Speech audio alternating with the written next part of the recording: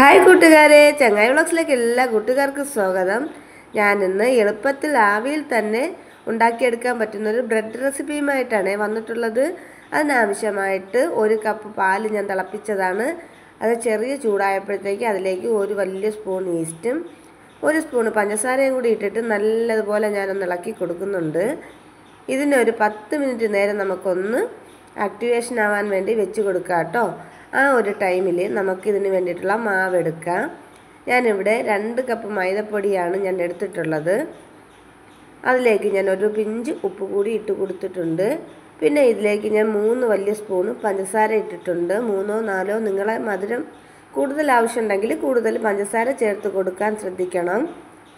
അതിനുശേഷം നമുക്ക് ഒരു സ്പൂണോ എന്തെങ്കിലും വെച്ചിട്ട് നല്ലതുപോലെ ഇതേപോലെ ഒന്ന് മിക്സ് ചെയ്ത് കൊടുക്കണം കേട്ടോ. അപ്പോൾ എല്ലാ സ്ഥലത്തും മാവൊക്കെ പിടിക്കുന്ന രീതിയിൽ മിക്സാക്കി കൊടുത്തതിന് ശേഷം ഞാനിതിലേക്ക് ഇനി മുട്ടയാണ് ചേർത്ത് കൊടുക്കുന്നത്.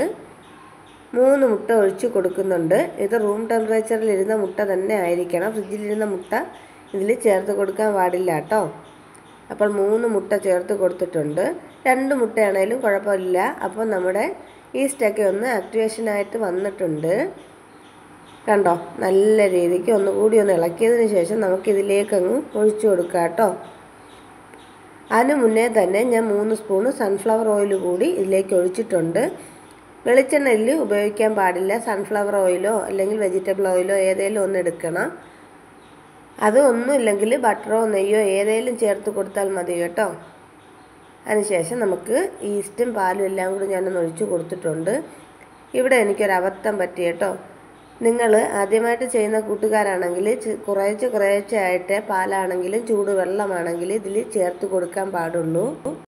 ഞാൻ ഈ മാവ് കൂട്ടിലേക്ക് പാലൊഴിച്ചപ്പോഴത്തേക്കും ഒരൊറ്റ ട്രിപ്പിലാണ് ഒഴിച്ചു കൊടുത്തത്. അപ്പോൾ നിങ്ങൾക്ക് വെള്ളം കൂടിപ്പോകുമെന്നൊക്കെ പേടിയുള്ള കൂട്ടുകാരാണെങ്കിൽ അങ്ങനെ ചെയ്യാൻ നിൽക്കണ്ട കേട്ടോ. ചിലപ്പം പണി പാളിപ്പോകും. അപ്പം നിങ്ങൾക്ക് എന്തേലും സമയത്ത് ചെയ്യുന്നുണ്ടെങ്കിൽ കുറച്ച് വെള്ളം കൂടിപ്പോയതായിട്ട് തോന്നുന്നുണ്ടെങ്കിൽ വേറെ പ്രശ്നമൊന്നുമില്ല. അതിലേക്ക് കുറച്ച് മാവ് കൂടി ഒന്ന് ആഡ് ചെയ്ത് കൊടുത്താൽ മാത്രം മതി. അത് പിന്നെ നമ്മൾ ആഡ് ചെയ്യുന്ന സമയത്ത് കട്ടയൊന്നും കുത്താതെ നല്ല രീതിക്ക് ഇളക്കാനും ശ്രദ്ധിക്കണം. അതിലേക്ക് 1 മുട്ട കൂടി നിങ്ങൾ പൊട്ടിച്ചൊഴിച്ച് കൊടുക്കേണ്ടി വരും കേട്ടോ. അപ്പോൾ ഞാനിവിടെ എടുത്തിട്ടുണ്ടായിരുന്ന പാല് എനിക്ക് കറക്റ്റായിരുന്നു കേട്ടോ. അതുകൊണ്ട് തന്നെ മാവിൽ പാലൊന്നും കൂടിപ്പോയിട്ടില്ല. നിങ്ങൾക്കിത് പാലില്ലാതെ ചൂടുവെള്ളം വെച്ചിട്ടും ചെയ്യാവുന്നതാണ് കേട്ടോ. ചെറിയ ചൂടുവെള്ളം മതി. പാലാണെങ്കിലും ചൂടുപാല് മാത്രം എടുത്താൽ മതി കേട്ടോ. അപ്പോൾ എൻ്റെ മാവൊക്കെ ഇവിടെ റെഡിയായി കിട്ടിയിട്ടുണ്ട്. ഇനി നമുക്കിതിനെ ഒരു 10-20 മിനിറ്റോളം നല്ലതുപോലെ ഒന്ന് അടച്ചു കൊടുത്തിട്ട് റെസ്റ്റ് ചെയ്യാൻ വെക്കണം. അതൊന്ന് പൊങ്ങി വരാനായിട്ടാണ് അങ്ങനെ ചെയ്തിട്ടുള്ളത്. ആ ടൈമിൽ നമുക്കൊരു കേക്ക് ടിന്ന് ഇതുപോലെ ഓയിലൊക്കെ ഒന്ന് തടവി കൊടുക്കാം. ഇത് ഞാനിപ്പോൾ വെജിറ്റബിൾ ഓയിലാണ് എടുത്തിട്ടുള്ളത്. നിങ്ങൾക്ക് വേണമെങ്കിൽ നെയ്യും പുരട്ടി കൊടുക്കാവുന്നതാണ് കേട്ടോ. അപ്പോൾ 20 മിനിറ്റൊക്കെ ഒന്ന് ആയപ്പോഴത്തേക്ക് മാവ് നല്ല രീതിക്കൊന്ന് പൊങ്ങി പുളിച്ച് വന്നിട്ടുണ്ട്. നല്ല സോപ്പ് പോലെ പതഞ്ഞ് വന്നിട്ടുണ്ട് കേട്ടോ.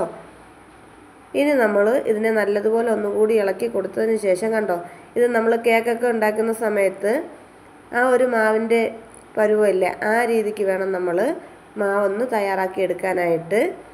ഇനി ഇതിലേക്ക് ഞാൻ ട്യൂട്ടി ഫ്രൂട്ടിയാണ് ഇട്ട് കൊടുക്കുന്നത്. അതും കൂടി നമുക്ക് ചേർത്ത് കൊടുക്കാം കേട്ടോ. ഇതിപ്പോൾ 3 കളറുണ്ട്. നിങ്ങളുടെ കയ്യിൽ ഒറ്റ കളറാണുള്ളതെങ്കിൽ ഒരു പ്രശ്നമില്ല.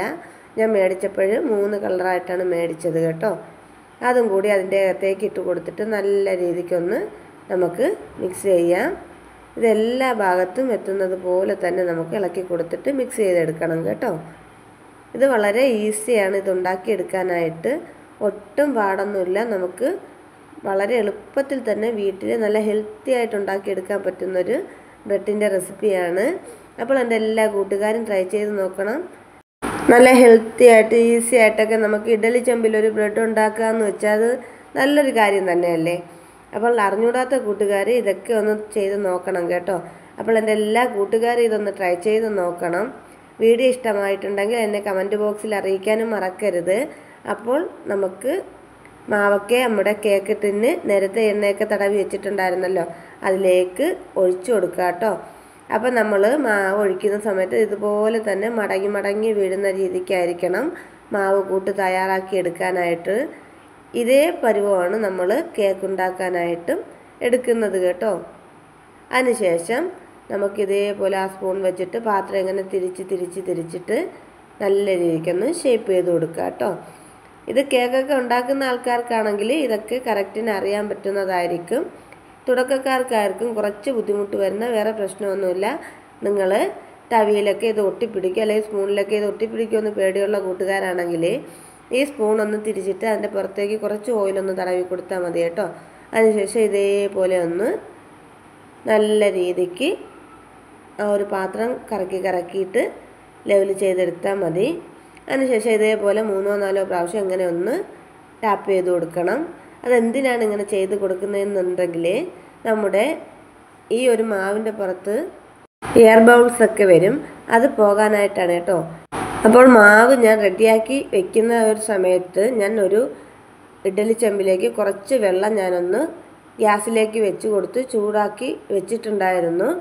ഇനി ഈ ഒരു മാവ് കൂട്ടിനെ 20 മിനിറ്റോളം നമുക്ക് ഈ ഇഡ്ഡലി ചെമ്പിലേക്ക് ഇറക്കി വെച്ചിട്ട് വേണം ഇനി ഒന്ന് പൊങ്ങിച്ചെടുക്കാനായിട്ട്. 20 മിനിറ്റ് ആകുമ്പോഴത്തേക്കും നമ്മുടെ ഈ മാവ് ഒന്നുകൂടി ഒന്ന് സോഫ്റ്റായിട്ട് പൊങ്ങി വരും കേട്ടോ. ആ ഒരു ആവിയിലിരുന്നിട്ട് തന്നെയാണ് മാവൊന്ന് പൊങ്ങി വന്നിട്ടുള്ളത്. അപ്പോൾ ഈ ഒരു ടൈമിൽ നമ്മൾ ഗ്യാസ് ഓഫ് ചെയ്തിട്ടിരിക്കുമായിരുന്നു. വെള്ളം നല്ലതുപോലെ വെട്ടി തിളപ്പിച്ചതിന് ശേഷം ഗ്യാസ് ഓഫ് ചെയ്ത് കൊടുത്തിട്ടാണ് നമ്മൾ മാവ് ഇതിലേക്ക് ഇറക്കി വെച്ചത്. അത് നമ്മുടെ മാവ് പെട്ടെന്നൊന്ന് പതഞ്ഞ് പൊങ്ങി വരാനായിട്ടാണ്, ഒന്നുകൂടി ഒന്ന് പൊങ്ങാനായിട്ടാണ് അങ്ങനെ ചെയ്ത് കൊടുത്തിട്ടുണ്ടായിരുന്നത്. ഇനി കുറച്ച് ഭംഗിക്ക് വേണ്ടിയിട്ട് മാത്രം അതിലേക്ക് നമുക്ക് ടൂറ്റി ഫ്രൂട്ടിയുടെ ബാക്കി ഇതേപോലെ ഒന്ന് വെച്ച് കൊടുക്കാം കേട്ടോ, നിരത്തി വെച്ച് കൊടുക്കാം. അങ്ങനെ നമ്മൾ ടൂറ്റി ഫ്രൂട്ടിയൊക്കെ വെച്ച് കൊടുത്തിട്ട് നമ്മുടെ ബ്രെഡ് നല്ലതുപോലെ സെറ്റാക്കി വെച്ചിട്ടുണ്ട്. ഇനി നമുക്ക് ഇഡ്ഡലി പാത്രത്തിൻ്റെ മൂടി ഒന്ന് അടച്ചു കൊടുത്തതിന് ശേഷം ഒരു 30 മിനിറ്റോളം നമുക്കിതിനെ ഒന്ന് വേവിച്ചെടുക്കണം കേട്ടോ. അപ്പോൾ ആകെ എനിക്ക് ഈ ഒരു ബ്രെഡ് ഉണ്ടാക്കാനായിട്ട് 30 മിനിറ്റാണ് എടുക്കുന്നത്. അപ്പോൾ ആദ്യത്തെ 15 മിനിറ്റ് ഞാൻ ഹൈ ഫ്ലെയിമിലും പിന്നെയുള്ള 15 മിനിറ്റ് ലോ ഫ്ലെയിമിലും ഇട്ടിട്ടാണ് ഞാൻ ഈ ഒരു ബ്രെഡിനെ ഒന്ന് തയ്യാറാക്കി എടുക്കുന്നത്. അപ്പോൾ ബ്രെഡിൻ്റെ പാത്രത്തിൻ്റെ അടപ്പൊക്കെ ഞാനൊന്ന് തുറന്ന് കൊടുത്തിട്ടുണ്ട്. കണ്ടോ, നമ്മുടെ ബ്രെഡ് അടിപൊളിയായിട്ട് നമുക്ക് കിട്ടിയിട്ടുണ്ട്. നല്ല സോഫ്റ്റായിട്ട് നല്ല രീതിക്ക് വെന്ത് കിട്ടിയിട്ടുണ്ട്. ഇത് വെന്ത് കിട്ടിയോന്ന് നോക്കാനായിട്ട് ഒരു പച്ച ഈർക്കിലോ എന്തെങ്കിലും വെച്ചിട്ട് ഒന്ന് കുത്തി നോക്കിയാൽ മതി കേട്ടോ. അപ്പോൾ ഞാനൊരു പാത്രത്തിലേക്ക് ഇതിനെ ഒന്ന് മാറ്റി കൊടുത്തിട്ടുണ്ട്. കണ്ടോ, നല്ല അടിപൊളിയായിട്ടുള്ള സോഫ്റ്റി ആയിട്ടുള്ള ബ്രെഡ് ഇവിടെ റെഡിയായി കിട്ടിയിട്ടുണ്ട്. ഇനി ബ്രെഡൊന്നും ആരും കടയിലൊന്നും മേടിക്കാൻ പോകണ്ട കേട്ടോ. നമുക്ക് ഇതേപോലെ തന്നെ നല്ല സ്പോഞ്ചി ആയിട്ടുള്ള ബ്രെഡ് വീട്ടിൽ തന്നെ തയ്യാറാക്കി എടുക്കാൻ പറ്റും.